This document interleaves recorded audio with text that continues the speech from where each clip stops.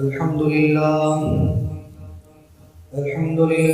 نحمده ونستعينه ونستغفره ونؤمن به ونتوكل عليه ونعوذ بالله من شرور أنفسنا ومن سيئات أعمالنا من يهده الله فلا مضل له ومن يضلله فلا هادي له ونشهد أن لا إله إلا الله وحده لا شريك له ونشهد أن سيدنا ونبينا ومولانا محمدا عبده ورسوله أما بعد فقد قال الله تبارك وتعالى في القرآن المجيد والفرقان الحميد قل إن الموت الذي تفرون منه فإنه ملاقيكم ثم تردون إلى عالم الغيب والشهادة فينبئكم بما كنتم تعملون وقال الله تبارك وتعالى الذي خلق الموت والحياة ليبلوكم أيكم أحسن عملا صدق الله العظيم اللهم صل على سيدنا شفيعنا وحبيبنا ومولانا محمد في كلام أولنا اللهم صل على سيدنا شفيعنا وحبيبنا ومولانا محمد في كلام أوسطنا اللهم صل على سيدنا شفيعنا وحبيبنا ومولانا محمد في كلام آخرنا.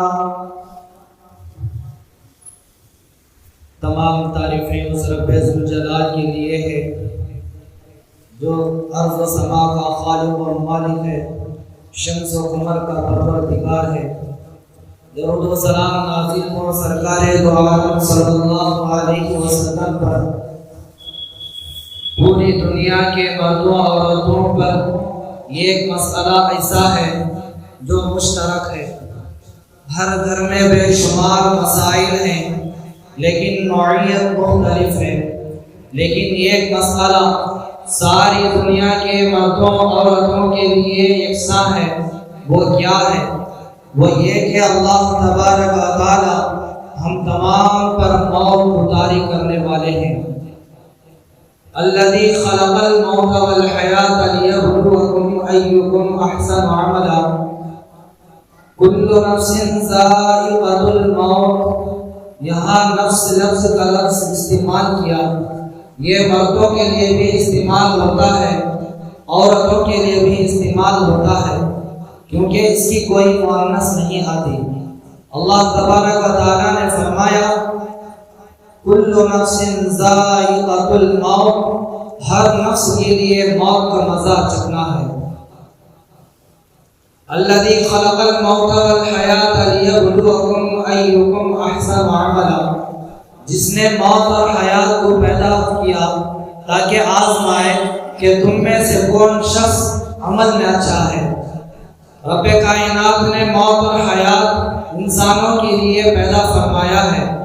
اگر لوگ پیدا ہی ہوتے رہے، موت نہ آئے تو چلنا پھرنا دوبر ہو جائے، رہنے کے لیے جگہ نہ رہتی، اتنے بڑی اور عریض زمین کم دکھائی دینے لگتی. اگر لوگ مرتے ہی رہتے، پیدا نہ ہوتے، تو یہ ایک وقت ایسا آتا کہ دنیا انسانوں سے خالی ہو جاتی. تو قدرت الہی ہے کہ اللہ تبارک و تعالی نے موت اور حیات دونوں کا سلسلہ جاری فرمایا ہے. جانے والے دوسروں کے لیے جگہ خالی کر جاتے ہیں، لوگ مرتے بھی ہیں، پیدا ہوتے بھی ہیں. تو اللہ تبارک و تعالی نے فرمایا الذی خلق الموت والحیات لیبلوکم ایکم احسن عملا. موت کسی بیماری کا نام نہیں، حالت کا نام ہے. جیسے انسان بچے سے جوان ہوتا ہے، جوان سے بوڑھا ہوتا ہے، اسی طرح موت بھی ایک حالت ہے جو انسان پر طاری ہوتی ہے. اگر کوئی بچہ زندہ رہ جائے تو جوانی اس پر آ کے رہتی ہے، اگر کوئی جوان زندہ رہے تو بڑھاپا اس پر آ کے رہتا روکے رک نہیں سکتا، اسی طرح موت بھی ایک حالت ہے جو روکے رک نہیں سکتی، آ کر رہتی ہے۔ جیسے انسان بچے سے جوان، جوان سے بوڑھا ہونا ہے، مختلف احوال سے گزرنا ہے، اسی طرح زندہ شخص کو بھی موت کے احوال سے گزرنا ہوگا۔ موت کسی بیماری کا نام نہیں، اسی لیے اس کا کوئی علاج بھی نہیں۔ علاج بیماریوں کا ہوتا ہے، انسان پر طاری ہونے والے حالات کا نہیں۔ اگر کوئی بچہ زندہ رہ جائے، اگر اسے ہمیشہ بچہ رہنے کے لیے جوانی ہونے سے روکنے کا کوئی علاج نہیں، جوان کو ہمیشہ جوانی باقی رکھنے، بڑھاپا طاری ہونے سے روکنے کا کوئی علاج نہیں، اسی طرح موت سے بھی بچنے کا کوئی علاج نہیں۔ موت بیماری نہیں، اگر بیماری ہوتی تو اللہ تبارک و تعالیٰ اس کا علاج بھی ضرور پیدا فرماتا، کیونکہ ہر بیماری کا علاج تو اللہ تبارک و تعالیٰ نے اس دنیا میں پیدا فرمایا ہے۔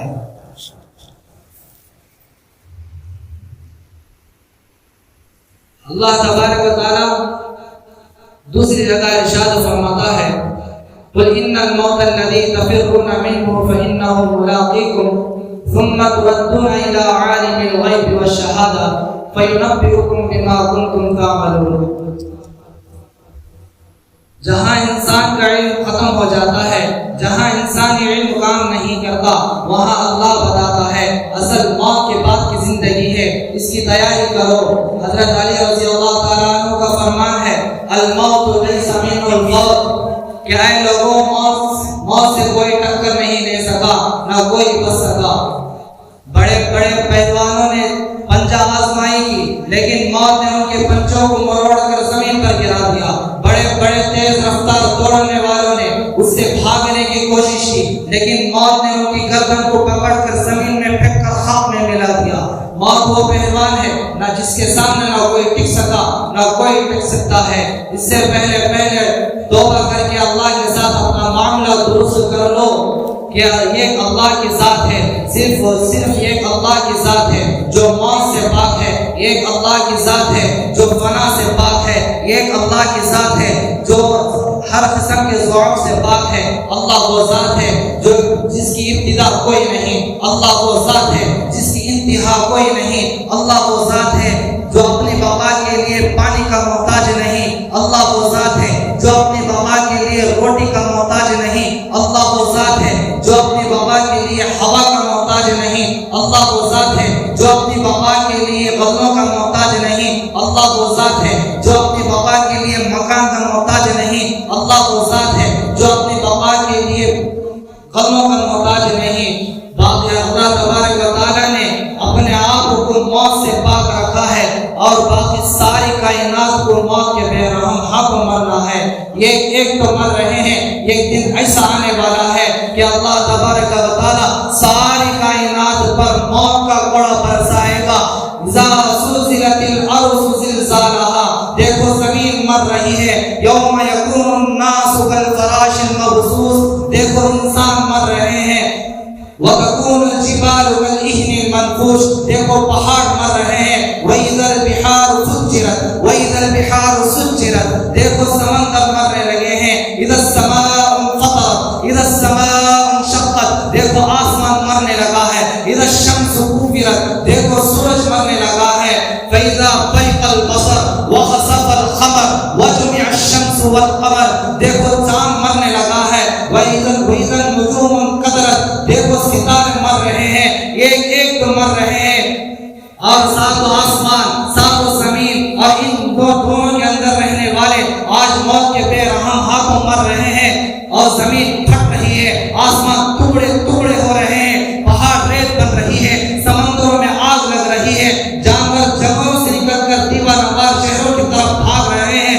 ایک دن ایسا آنے والا ہے جب دودھ پیتے بچے کو ماں یوں اچھال کر پھینکے گی، جیسے کوڑا اٹھا کر پھینک دیتے ہیں، آج اور خود بھاگے گی۔ آج نہ یہ معصوم بچے گا، نہ یہ مائی بچے گی، نہ شہ سوار بچیں گے، نہ زبردست بچیں گے، نہ زوردار بچیں گے، نہ شہنشاہ بچیں گے، نہ وزیر و فقیر بچیں گے، نہ جن و انس بچیں گے۔ آج موت کے بے رحم ہاتھوں اور موت کے بے رحم ہاتھوں نے موت کا بے رحم پرچہ سب کے آنکھوں کو چرتا ہوا زمین میں ملا کر چلا جائے گا۔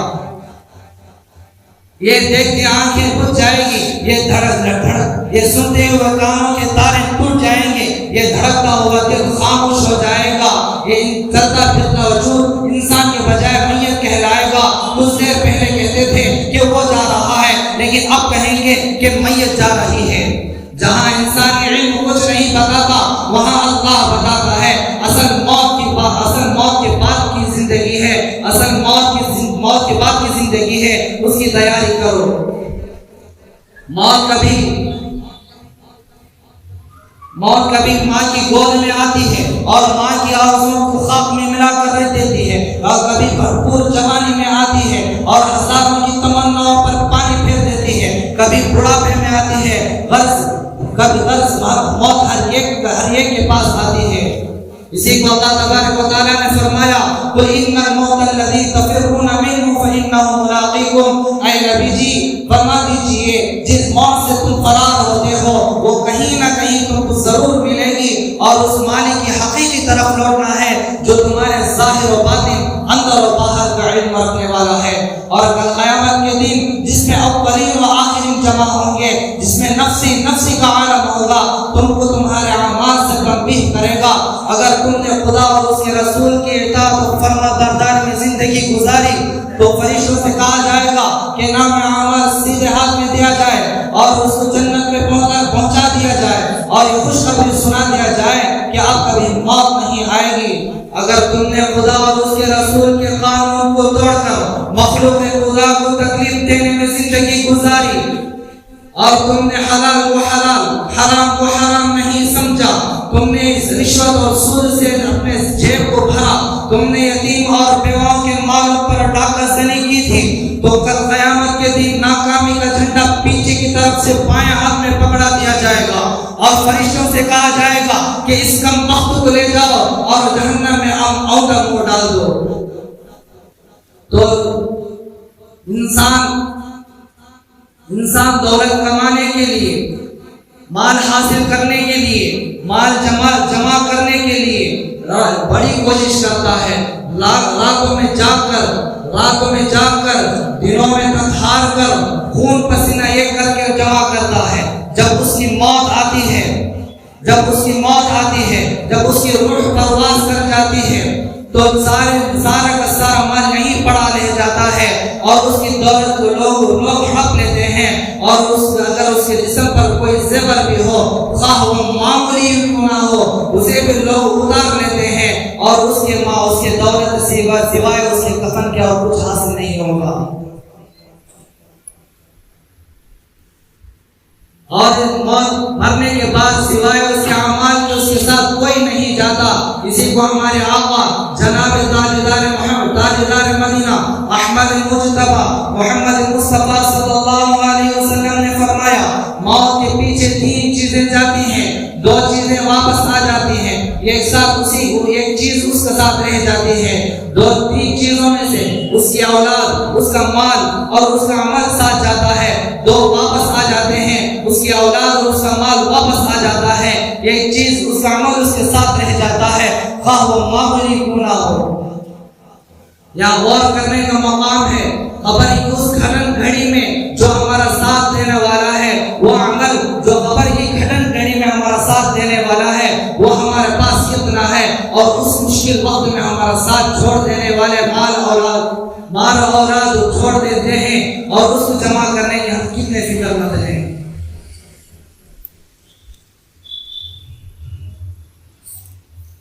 ایک جگہ اللہ تبارک و تعالیٰ نے فرمایا وَلِكُلِّ أُمَّةٍ أَجَلٌ فَإِذَا جَاءَ أَجَلُهُمْ لَا يَسْتَأْخِرُونَ سَاعَةً وَلَا يَسْتَقْدِمُونَ، کہ موت ہر ایک کے پاس آ کر رہتی ہے۔ موت جاہل کو بھی آتی ہے، پاگل کو بھی آتی ہے، عاقل کو بھی آتی ہے، پاگل کو بھی، ڈاکٹر و طبیبوں کو بھی۔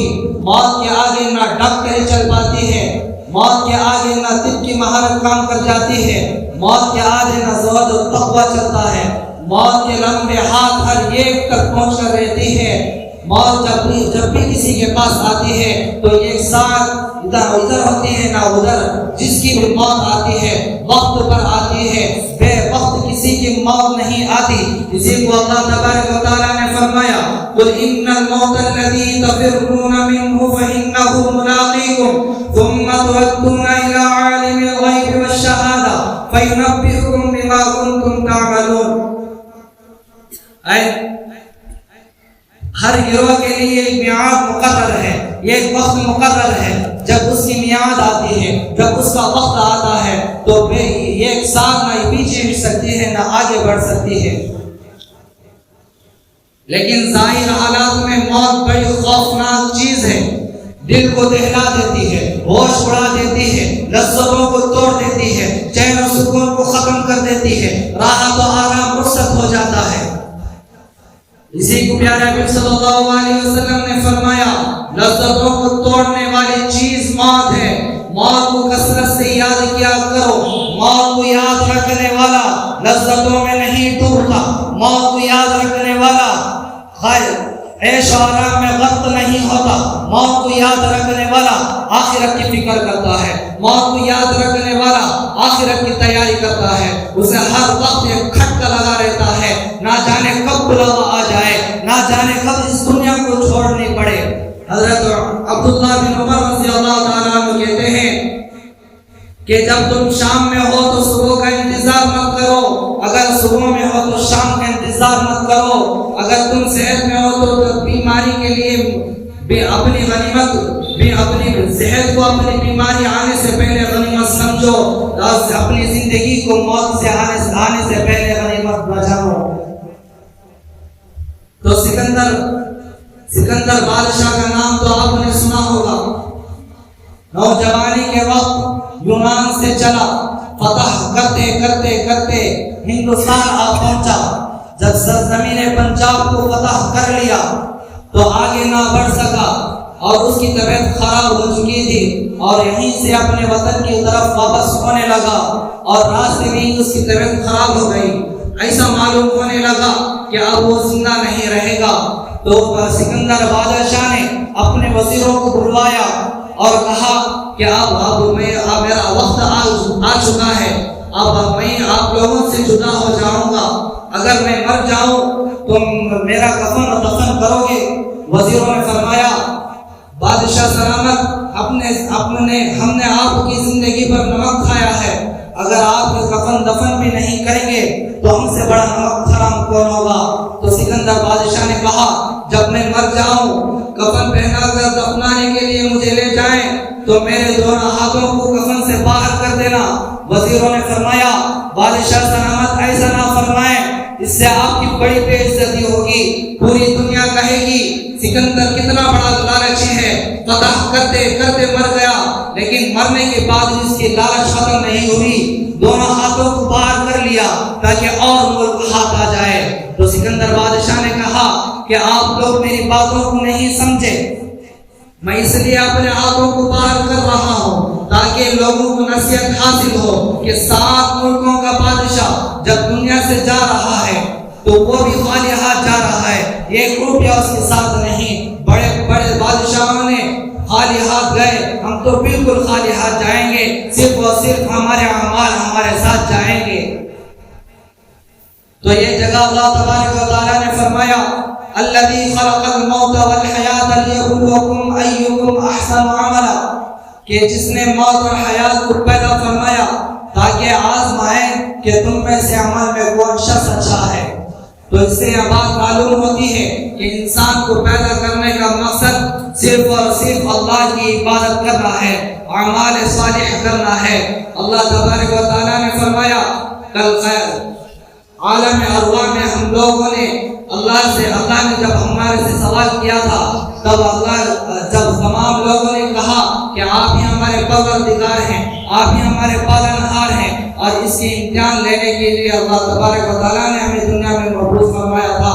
اسی کو اس آیت میں ترجمہ کرتے ہیں الذی خلق الموت والحیات لیبلوکم ایکم احسن عملا، جس نے موت اور حیات کو پیدا فرمایا تاکہ آزمائے کہ تم میں سے کون شخص عمل میں اچھا ہے.